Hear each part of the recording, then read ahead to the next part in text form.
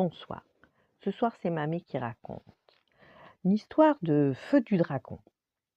Edgar était un incroyable dragon. Alors que la plupart des jeunes dragons devaient attendre plusieurs années pour apprendre à cracher du feu, il suffisait à Edgar de souffler pour produire de grandes flammes. Mais un jour, Edgar attrapa froid.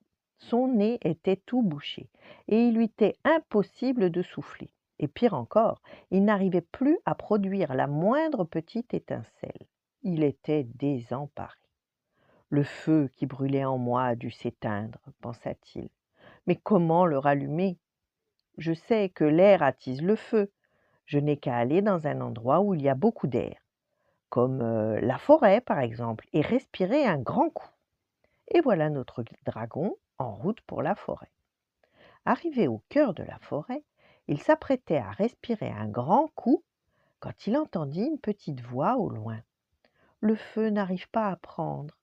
Il n'y a que quelques braises. Il fait trop humide. »« Oh, est-ce que tu crois qu'on pourra faire notre barbecue, papa ?»« Je ne pense pas, Charlotte. Regarde, il recommence à pleuvoir. Vite, dis à ton frère et à Pauline de venir s'abriter. » Alors Edgar s'approche du barbecue au moment où les parents et les enfants étaient partis pour s'abriter. Les braises étaient encore incandescentes.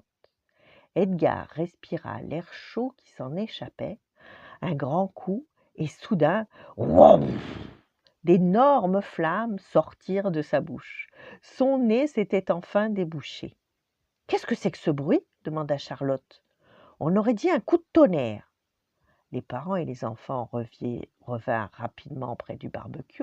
« Regardez, notre barbecue s'est allumé !» s'écria la fillette. « Youpi !»« C'est parce que le dragon nous a aidés !» s'exclama Pauline, son amie. « Il a craché du feu, je l'ai vu. »« Un dragon ?» demanda le frère de Charlotte. « Mais enfin, les dragons, ça n'existe pas. »« Pourtant, je l'ai vu !» affirma Pauline en souriant.